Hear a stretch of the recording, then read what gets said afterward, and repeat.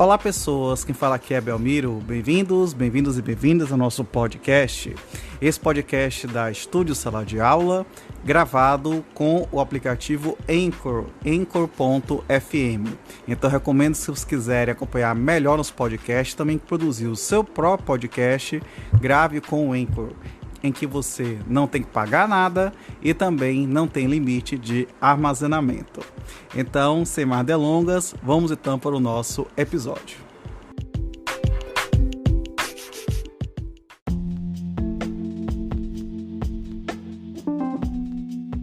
Capítulo 4 das infrações. Artigo 63.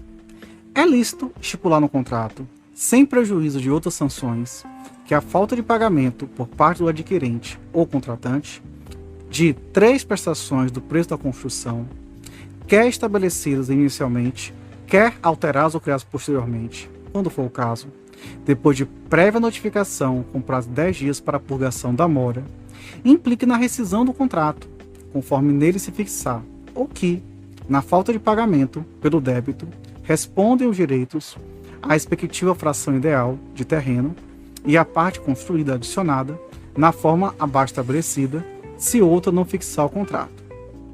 Parágrafo 1º. Se o débito não for liquidado no prazo de 10 dias, após a solicitação da comissão de representantes, esta ficará desde logo de pleno direito autorizada a efetuar, no prazo que fixar, em público leilão anunciado pela forma que o contrato prevê, a venda, promessa de venda ou de cessão, ou a cessão de cota de terreno correspondente parte construída e direitos, bem como a subrogação no contrato de construção. Parágrafo 2º. Se o maior lance obtido for inferior ao desembolso efetuado pelo inadimplente para a cota de terreno e da construção, despesas arrecadadas, percentagem expressa para o seguinte, será realizada nova praça no prazo estipulado no contrato. Na segunda praça, será aceito o maior lance apurado, ainda que inferior àquele total. Parágrafo 3º, no prazo de 24 horas após a realização do leilão final, o condomínio, por decisão unânime da Assembleia Geral em condições de igualdade com terceiros, terá preferência na aquisição dos bens, caso em que serão adjudicados ao condomínio.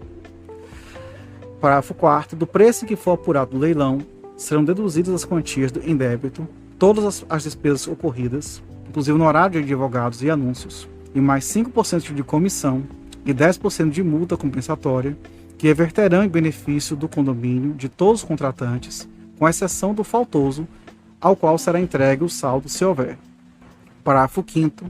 Para os fins das medidas estipuladas neste artigo, a comissão de representantes ficará investida de mandato irrevogável, isento do imposto do selo, na vigência do contrato geral de construção da obra, com poderes necessários para, em nome do condômino inadimplente, efetuar citadas transações, podendo para este fim fixar preços, ajustar condições, subrogar ao arrematante nos direitos e obrigações decorrentes do contrato de construção e de cota de terreno e construção, outorgar as competentes escrituras e contratos, receber preços, dar quitações, emitir ao arrematante na posse do imóvel, transmitir o domínio, direito e ação, responder pela evicção, receber citação, propor e variar de ações, e também os poderes adjudícia, aqui forem estabelecidos advogado legalmente habilitado.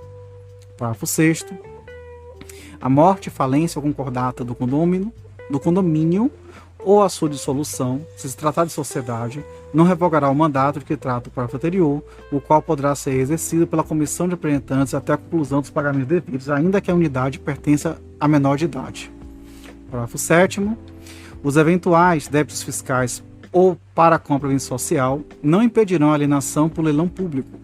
Neste caso, ao condômino somente será entregue o saldo, se houver, desde que prova está quite com fisco e a Previdência Social, devendo à comissão de representantes, em caso contrário, consignar judicialmente a importância equivalente aos débitos existentes, dando ciência do fato à entidade credora.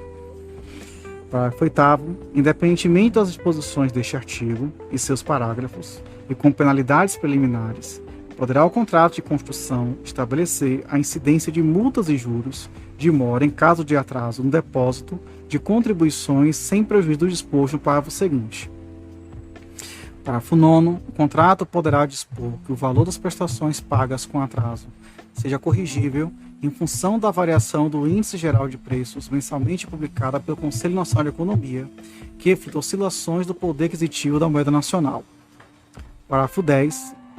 O membro da comissão de representantes que incorrer na falta vista neste artigo estará sujeito à perda automática do mandato e deverá ser substituído segundo o que dispuser no contrato.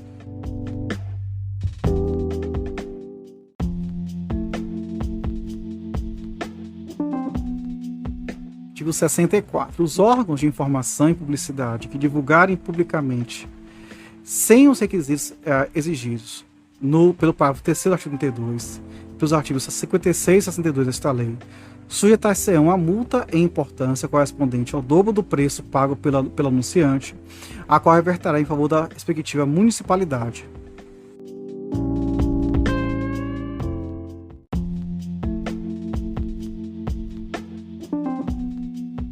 Artigo 65. É crime contra a economia popular promover incorporação, fazenda em proposta, contratos e prospectos ou comunicação ao público ou aos interessados, afirmação falsa sobre a construção do condomínio, alienação das frações ideais do terreno ou sobre a construção das edificações. Pena, reclusão de 1 a 4 anos e multa de 5 a 50 vezes o maior salário mínimo legal vigente no país.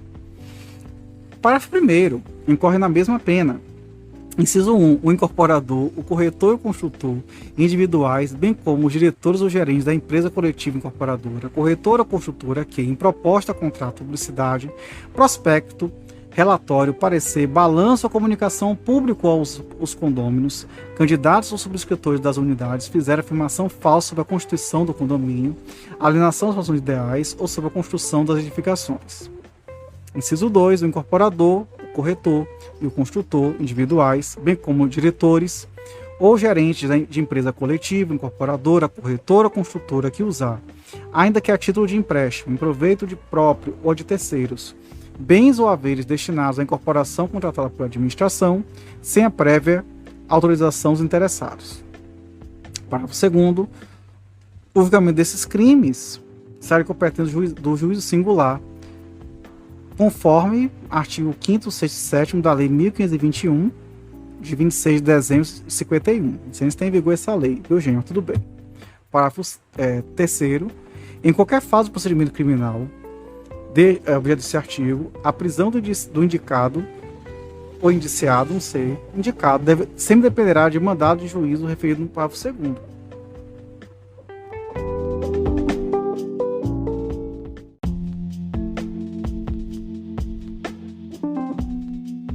Artigo 66. São contravenções relativas à economia popular, puníveis na forma do artigo 10 da Lei 1521, de 26 de dezembro de 1951. Inciso 1. Negociar ao incorporador frações ideais de terreno, sem previamente satisfazer as exigências constantes nessa lei. Inciso 2. Omitir o incorporador em qualquer documento de ajuste as indicações que se referem ao artigo 37 e 38 dessa lei. Inciso 3. Deixar o incorporador sem justa causa, no prazo do artigo 35, e é salvada a hipótese para o segundo e terceiro de promover a celebração do contrato relativo à fração ideal de terreno, do contrato de construção ou da conversão de condomínio. Inciso 4. Vetado. Inciso 5. Omitir o incorporador no contrato a indicação que se refere ao parágrafo 5º do artigo 5 dessa lei. Inciso 6. Paralisar o incorporador a obra por mais de 30 dias ou retardar-lhe excessivamente o andamento sem justa causa. Pena: multa de 5 a 20 vezes o maior salário mínimo legal vigente no país. Parágrafo único. No caso de contratos relativos a incorporações, de que não participe o incorporador, responderão solidariamente pelas faltas capituladas neste artigo o construtor, o corretor, o proprietário ou o titular dos direitos aquisitivos do terreno, desde que figurem no contrato com o direito de regressivo sobre o incorporador, se as faltas cometidas lhe forem imputáveis.